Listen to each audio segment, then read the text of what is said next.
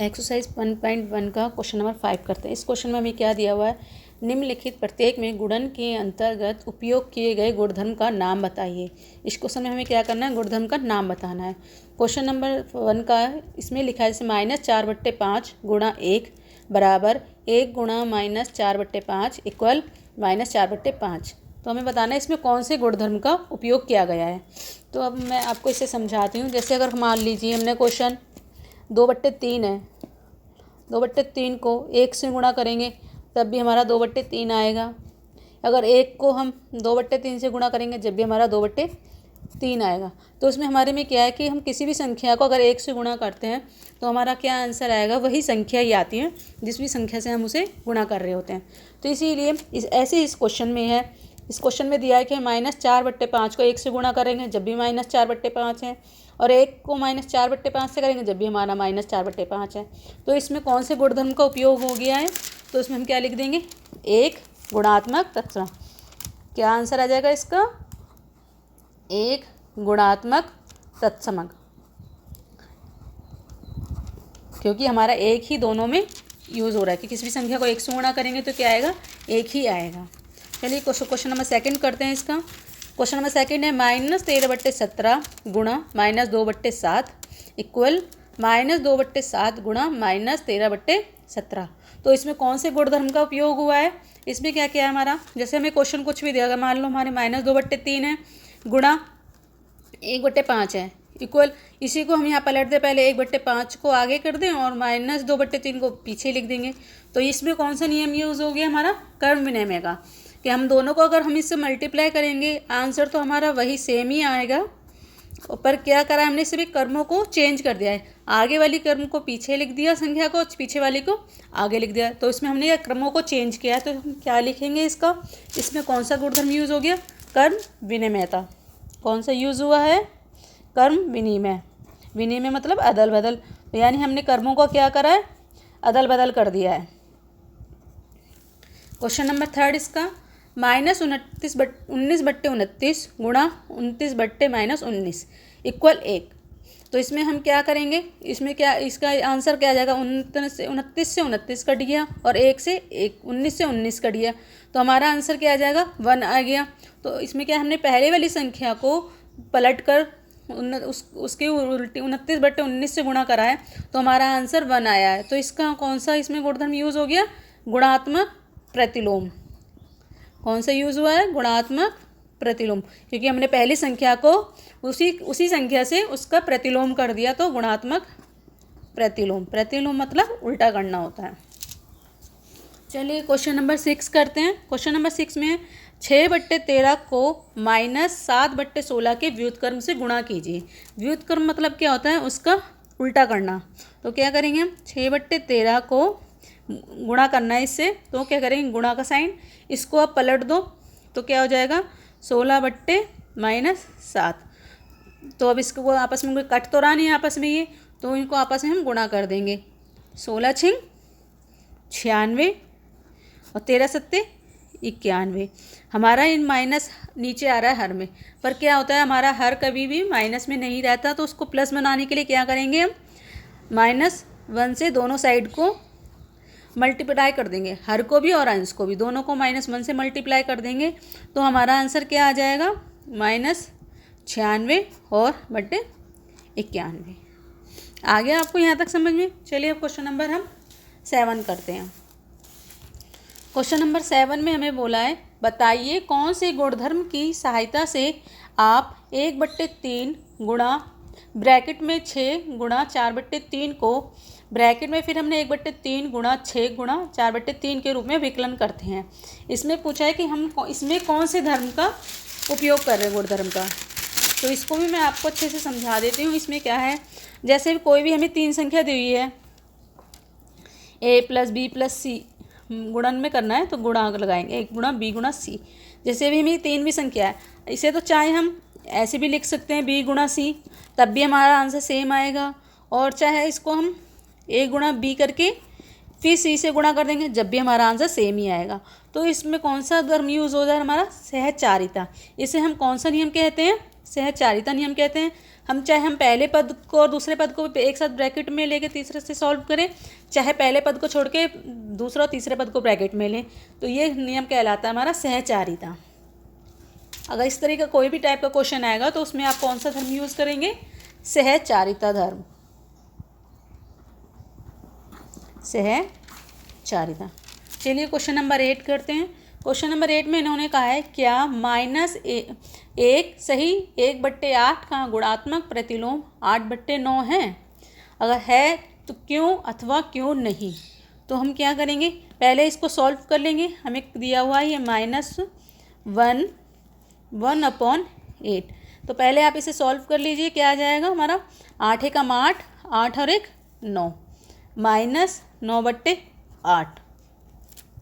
और अगर फिर इन दोनों का क्या गुणात्मक प्रतिलोम करना है, तो क्या करेंगे? -9/8 गुणा 8/9। तो इनको हम काट रहे तो हमारा क्या आ रहा है? -1 आ रहा है सॉल्व करने पर। तो हम क्या कहेंगे कि यह गुणात्मक प्रतिलोम नहीं है, क्योंकि -1/8 का गुणात्मक प्रतिलोम 8/9 नहीं है, क्योंकि हमारा इनका आंसर जो काटने पर आ रहा है वो दोनों का -1 आ रहा है, जबकि हमारा गुणात्मक प्रतिलोम में आंसर प्लस का 1 आना चाहिए। ठीक है, तो हम यहाँ क्या लिखेंगे? नहीं।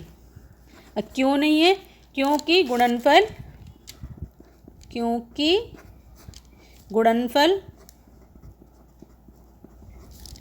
1 नहीं है। आगे आपको ये बच्चे यहाँ तक समझ में? चलिए अब 9 क्वेश्चन करते हैं। क्वेश्चन 9 भी ऐसे ही है। क्वेश्चन 9 में दिया हुआ है हमें क्या 3 सही 1/3 का गुणात्मक प्रतिलोम 0.3 है? क्यों अथवा क्यों नहीं? तो इसे हम कैसे करेंगे? पहले हम इसे सॉल्व कर लेंगे। क्या आ जाएगा हमारा? लिखा हुआ है 3 सही 1/3। इसे सॉल्व करेंगे तो क्या आ जाएगा? 3 3 9, 9 और 1 10, 10/3 आ गया। और इसे भी सॉल्व कर देंगे। लिखा है 0.3, 0.3 को हम फ्रैक्शन के रूप में लिखेंगे तो कैसे लिखेंगे? यानी भिन्न के रूप में 3 नीचे कुछ नहीं होता 1 तो मानते ही हम। इसका पॉइंट हटा दीजिए। पॉइंट के बाद कितनी संख्या है? 1, तो हम नीचे 1 0 लगा देंगे। अब इसका हम गुणात्मक प्रतिलोम करके देखते हैं क्या होता है। ये है हमारा 10/3 और गुणा 3/10, 10 से 10 कट गया, इसका आंसर भी 1 आया। इसको इससे काट दिया 3 से 3, तो इसका आंसर आया हमारा प्लस के 1। तो हम इसमें क्या लिख देंगे? हाँ ये गुणात्मक प्रतिलोम है, क्योंकि इनका आंसर क्या है? 1। क्योंकि गुणनफल +1 है। ठीक है, ओके। चलिए हम क्वेश्चन नंबर 10 करते हैं। क्वेश्चन नंबर 10 हमें दिया हुआ है ऐसी परिमेय संख्या जिसका कोई व्युत्क्रम नहीं है। तो ऐसी कौन सी परिमेय संख्या है जिसका व्युत्क्रम नहीं है?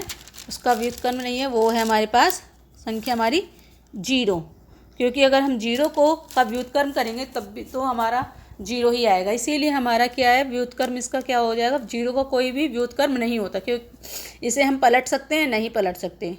तो इसका हम क्या लिख देंगे? ऐसी परिमेय संख्या जिसका कोई व्युत्क्रम नहीं है वो क्या है? हमारी 0, क्योंकि 0 को हम पलट नहीं सकते, इसका कोई व्युत्क्रम नहीं कर सकते हैं। अब क्वेश्चन नंबर 2 है ऐसी परिमेय संख्याएं जो अपने व्युत्क्रम के समान हैं। तो ऐसी कौन सी परिमेय संख्या है जो अपने व्युत्क्रम के समान है? जैसे 1 के नीचे 1 होता है, और इसका हम व्युत्क्रम करेंगे तो क्या आ जाएगा? 1/1 ही आएगा। तो इन्हें काट देंगे आपस में तो क्या आ जाएगा? 1 आ जाएगा। तो इसका मतलब ये 1 है। और दूसरी संख्या है -1, और इसका व्युत्क्रम करेंगे तो भी -1, कट के आंसर इनका क्या आ जाएगा? -1 आ जाएगा। तो इनका क्या है? तो ऐसी कौन सी संख्या है जिसका व्युत्क्रम खुद के समान है, अपनी संख्या के समान है? तो क्या हो जाएगा? ऐसी कौन सी संख्या है? वो 1 + के 1 और एक - के 1। ये 2 परिमेय संख्या ऐसी हैं जो अपने ही व्युत्क्रम के समान है। आई होप आपको बच्चों ये सब समझ में आ रहा होगा। चलिए अब इसका क्वेश्चन नंबर 3 करते हैं। परिमेय संख्या जो अपने ऋणात्मक के समान है। ऐसी कौन सी परिमेय संख्या है जो अपने ऋणात्मक के समान होती है? वो क्या है? 0, क्योंकि 0 चाहे प्लस में हो या माइनस में हो वो उसका हमेशा आंसर जीरो ही रहता है। इसीलिए हमारी ये ऐसी कौन सी परिमेय संख्या होगी जो ऋणात्मक के समान है, वो है जीरो। चलिए क्वेश्चन नंबर 11 करते हैं। इसमें क्या दिया हुआ है इस कि शून्य का व्युत्क्रम है या नहीं है, बताइए। अभी मैंने क्वेश्चन नंबर आपको 10 में बताया है कि ऐसी परिमेय संख्या जिसका कोई व्युत्क्रम नहीं है वो क्या है, जीरो। तो हम यहाँ पे भी क्या लिख देंगे फिर, शून्य का व्युत्क्रम नहीं है, यहाँ पे आ जाएगा नहीं। अब क्वेश्चन नंबर 2 इसका, संख्याएं डैश तथा डैश स्वयं के व्युत्क्रम है। ऐसी कौन सी संख्या है जो अपने ही व्युत्क्रम के समान है, बताइए। अभी क्वेश्चन नंबर 10 में सेकंड में कराया था, वो क्या है, एक 1 है और एक -1 के हैं। तो एक +1 और एक -1 है, वो जो स्वयं के व्युत्क्रम के समान है। क्वेश्चन नंबर 3, -5 का व्युत्क्रम। अतः -5 का व्युत्क्रम क्या होगा, अब -1 5 है, अब इसके नीचे कुछ नहीं है तो 1 मान लेते हैं। अब इसका व्युत्क्रम करेंगे तो क्या आ जाएगा, -1/5 माइनस यहाँ आ जाएगा, ठीक है। तो इसका व्युत्क्रम क्या हो जाएगा, 1/-5, ठीक है। चलिए क्वेश्चन नंबर अब 4 करते हैं। इसका क्वेश्चन नंबर 4 है -1/x। x हमारा 0 नहीं है, तो इसका व्युत्क्रम क्या होगा, 1/x है तो 1/x दिया हुआ है हमें, इसका तो व्युत्क्रम क्या करेंगे, क्या हो जाएगा, 1/x का व्युत्क्रम क्या हो जाएगा, x1/1। तो हम x के नीचे ज़रूरी नहीं है 1 लगाए या मत लगाओ, आपकी मर्जी है। तो क्या हो जाएगा, यहाँ पे x आ जाएगा, ठीक है। अब क्वेश्चन नंबर 5, दो परिमेय संख्याओं का गुणनफल हमेशा क्या होता है। आपको ये बताना है, कोई भी दो परिमेय संख्याएं हैं उसका गुणनफल क्या होगा। तो परिमेय संख्याएं हमारी क्या होती है, जितने भी हमारे पूर्णांक हैं, प्लस की संख्या है, +1 2 3 हो या प्लस की या माइनस की 1 2 3 हो, जो भी संख्याएं हमारी जितने भी पूर्णांक हैं वो सब क्या कहलाती है, परिमेय संख्याएं कहलाती हैं। अगर इन परिमेय संख्याओं को हम आपस में गुणा करेंगे तो हमारा क्या आएगा, एक परिमेय संख्या ही आएगा उसका आंसर, ठीक है। तो फिर जैसे अभी हम यहाँ पे हैं, 1/3 हो गया, या हमने 4/5 ले लिया, ये भी एक परिमेय संख्या है। परिमेय संख्याओं को हम P/Q के रूप में भी लिख सकते हैं। इनके नीचे भी कुछ नहीं है तो हम इन्हें 1 मान सकते हैं, ठीक है। तो ये क्या है, परिमेय संख्या का हमेशा गुणनफल क्या आएगा, परिमेय संख्या ही आएगा। 4 एकम 4, यहाँ पे 3 पंजे 15, तो ये भी एक परिमेय संख्या के रूप में ही आया है। तो P/Q के रूप में आंसर आया इसका। तो हम क्या लिखेंगे इसका, दो परिमेय संख्याओं का गुणनफल हमेशा क्या होगा, एक परिमेय संख्या ही होगा, परिमेय संख्या। चलिए क्वेश्चन नंबर 6 पे बोला है हमें, किसी धनात्मक परिमेय संख्या का व्युत्क्रम क्या होगा। अब धनात्मक मतलब होता है प्लस का साइन। तो अब हमें कोई भी धनात्मक संख्या दी हुई है, जैसे कि वो 2/4, ये एक धनात्मक संख्या है। तो अगर इसका हम व्युत्क्रम करेंगे तो क्या आ जाएगा, तो वो भी हमारी धनात्मक में रहेगी।